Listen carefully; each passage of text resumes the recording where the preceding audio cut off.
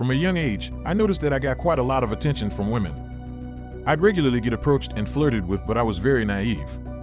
I didn't act on it until I was 18. At that age, I got scouted to work in commercial modeling, and after that, it made the attention factor even bigger as I became somewhat recognizable among young people in London. It is a tiny pool of commercial models that get used for most established and up-and-coming brands. So, you appear in Asos and best believe that a few people will recognize you and approach you every time you go out. I started posting pics from my shoots and grew a pretty big following on IG as a byproduct of that. Many women from my town back in Spain that were in relationships would constantly react to my stories with hearty eyes or fire emojis, but I never did anything. That was until my best friend got cheated on. I don't believe in cheating, and I place loyalty as my top one of everything. So did he. I saw him cry for weeks for the first time in years. I didn't even know what to say or do, but I was pissed. Almost as if I was the one that got cheated on. I made it my mission to entertain women in relationships that would engage and tell their boyfriends. I started posting a few thirst traps here and there and would look among the women I knew or even didn't know that had public profiles and were in relationships.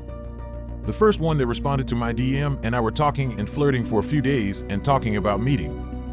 The boyfriend could only be seen in one story within her IG highlights and was not tagged. I searched every one of the men she followed, found him and sent him screenshots. That dude told me to get a life and block me. I don't know if he trusted me despite the evidence.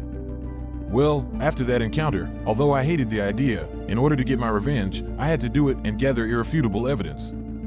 I would do the same, post, DM, and talk to those that replied, flirt, suggest we meet. To give you an idea, I have 87K and normally get 40 to 100 reactions from women when I post anything nice.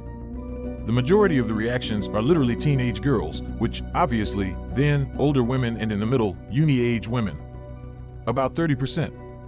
In one intense month, I managed to go out with 5 women in relationships a few times, take selfies, and avoid having sex, but sexed with them a lot and screen recorded on Snap as I have Android and you can do so without it being flagged with Play Store screen recording apps. Mind you, they never once disclosed that they had a boyfriend, and they all had the same thing in common as the first woman. You had to dig to learn that they have a boyfriend. I did the work beforehand and saved the usernames of the boyfriends. As soon as I had enough evidence, I just sent it over to them. Guess what? Pretty much all of them believed me. I apologized and told them that I didn't have sex with them as I knew they had boyfriends, but that if I hadn't held, we would have as they suggested so after the first meetups. 2 of them sent me screenshots of the girlfriends lying and accusing me of being a liar despite the overwhelming evidence. They later told me that they ended things. One of them straight up broke up with his GF, the other one thanked me and said nothing more despite my asking, and the last one saw it but didn't reply. Do I feel bad? No.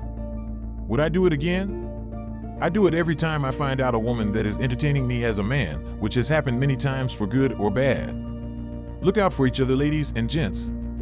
If you are a woman that gets lots of male attention, expose them. A man that gets lots of female attention, expose them. Like and subscribe for more.